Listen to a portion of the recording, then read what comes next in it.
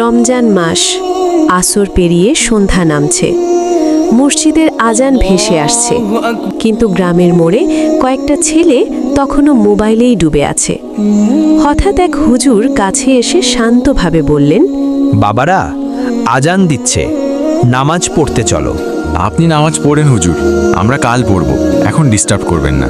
হে আল্লাহ, সবাইকে বোঝার তৌফিক দান করুন। বাবা, জীবনে সময় অনেক পাওয়া যায়, কিন্তু আজকের নামাজটা আবার পাবে তার কোনো গ্যারান্টি নেই। আজ তুমি বেঁচে আছো, কাল থাকবে কি না এটা শুধু আল্লাহই জানেন। এই দুনিয়া দুদিনের, চিরস্থায়ী না, পরকালই আসল ঠিকানা।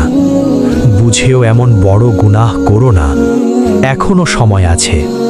আল্লাহর পথে ফিরে এসো, সময় চলে গেলে আর ফিরে আসবে না। আল্লাহর উপর ভরসা রাখো, ইনশাআল্লাহ তিনি তোমাদের উপর রাহমত নাজিল করবেন। হ্যাঁ হুজুর, আপনি ঠিক বলেছেন। চলেন একসাথে সবাই নামাজ পড়ি।